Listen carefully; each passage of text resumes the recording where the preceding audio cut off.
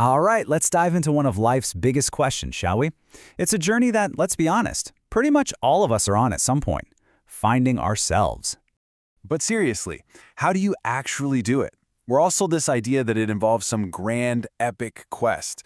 Backpacking across a continent, or maybe just sitting in silence for hours and hours deep in thought. But what if that whole picture is wrong?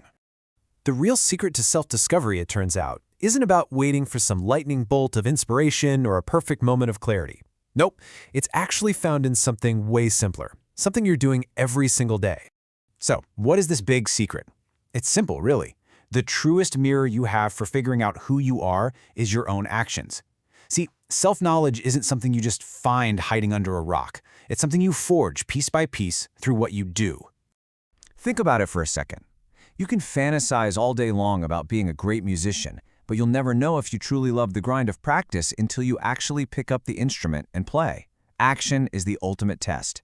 It's what separates a fleeting interest from a genuine passion. And speaking of passion, that kind of relentless commitment to action is perfectly captured by a single number. 1,000. So, what does this number mean? Well, it's an incredibly powerful symbol of this whole principle in action. That's right, over 1,000 attempts. Thomas Edison didn't just sit in a dark room thinking about the perfect filament. He got into his lab and he relentlessly did the work. He tested one material after another, and each action, each so-called failure taught him something new. This quote is just brilliant because it completely reframes the idea of failure. For Edison, action wasn't about succeeding or failing on any given attempt, it was about discovering.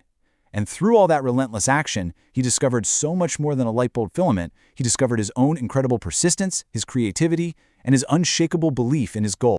So, let's move on to the next pillar here. You've taken action. Great. Now what do you do with the outcome? The key is to see your results not as some final verdict on your worth, but as simple, impersonal data. Now, this is such a critical mental shift, and it's hard, right? Because our brains are just wired to see things in terms of success or failure. But imagine if you could just step back from that judgment. An experiment that doesn't work isn't a failure, it's information. It's a signal telling you to adjust your approach. It's a lesson that gets you one step closer. Every result, good or bad, is just a piece of data about what works. And this is where Cal Newport's concept of deep work fits in so perfectly. When you consistently focus and produce high-quality work, you're basically generating the clearest possible data about your own abilities. You don't have to guess what your strengths are, you prove them to yourself through the tangible results of your actions. Okay, so you're taking action and you're analyzing your results as data. There's one more critical piece to this puzzle: feedback from the outside world. Think of this as your objective compass. I mean, can you even imagine that? That has to be one of the most brutal pieces of professional feedback anyone could ever get. It is rejection at the highest possible level. But what happened next is what really drives this principle home. Instead of letting it crush him and define him as a failure, he treated that painful feedback as, you guessed it, data. It forced him to reflect and gave him a really profound understanding of who he was and what he needed to do differently. It just goes to show you, even the most negative feedback, when you look at it constructively, can be an incredible catalyst for growth and self-awareness. Okay, so let's bring all of this together. We've got actions as our mirror, results as our data, and feedback as our compass. The conclusion here is simple, but it is incredibly powerful. This is the cycle of self-discovery in its most practical form. You start by doing, then you observe the outcome, but without judging it. You listen to what the world tells you, and then you adjust and you go again. It's not a one-time event. It's this continuous, dynamic process of becoming. And this is the crucial point. So many of us get paralyzed by the fear that we're not good enough to even start. But this simple truth just shatters that whole illusion.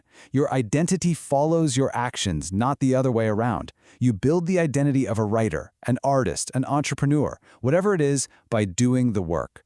And this quote from James Clear, it just nails it. It connects the tiny, everyday things we do to the grand vision of who we want to be. Choosing to write one paragraph is a vote for being a writer. Choosing to go for a 10-minute run is a vote for being a runner. These small votes, they add up over time, and they literally build you. Finding yourself isn't a passive search. It's an active creation, built one action, one vote at a time. So, the only real question left is this: what vote will you cast today?